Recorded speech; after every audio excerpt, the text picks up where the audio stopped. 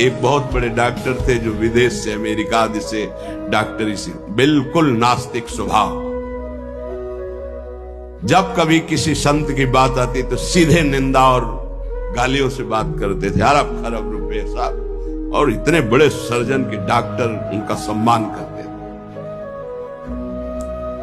एक बार किसी संत ने उनको समझाया कि डॉक्टर साहब आप बहुत बड़े हैं, लेकिन इतने बड़े नहीं कि माया के थप्पड़ को झेल जाए, इसलिए भगवान से तो नास्तिक। कौन भगवान, कैसा भगवान, कहां भगवान? तो उनका एक बार जीवन में मैं स्वयं मिलूंगा आपसे आकर। संतों का स्वभाव होता है बहुत जिद्दी। एक बार मैं आपके दर्शन करूंगा आकर और आपसे यही प्रश्न करूंगा। आज मैं नोट कर लेता हूं आपका प्रश्न और उत्तर मैं उस समय दूंगा आकर।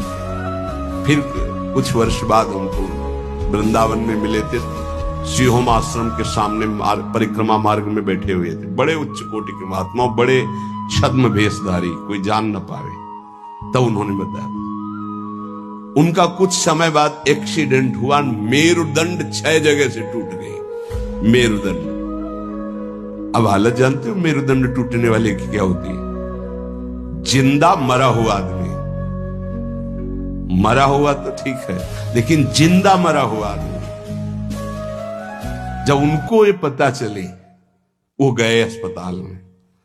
डॉक्टर साहब पहचाना, रो पड़े, धीरे से बोले बचा लो। तो उनका अब तो गुंजाइश नहीं है, अब तो अकर्म लागू हो गया, अपना दंड देने में अब नहीं हो सकता।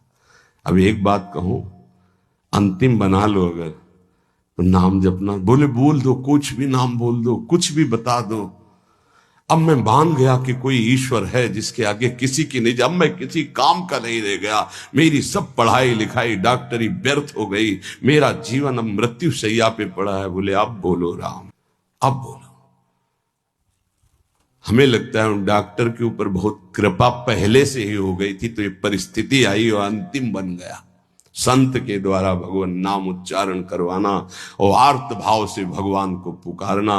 कई ऐसे उदाहरण, इसीलिए हम चीख के कहते हैं कि कोई भी हो, कहीं भी हो, कुछ भी कर लो, जब तक भगवद आश्रय नहीं लोगे तब तक शांति तुम्हारे अंदर नहीं, विश्राम नहीं। ये चिंता, शोक, भय, मृत्यु तुम्हें दंड देके रहेगी, तुम्हें त्रास देके रहेगी। हम ये नहीं कहते कि भजन करने वालों को रोग नहीं आता, दुख नहीं आता, विपत्ति नहीं आती, लेकिन 100 ग्राम विपत्ति 1 किलो संपत्ति क्या करेगी?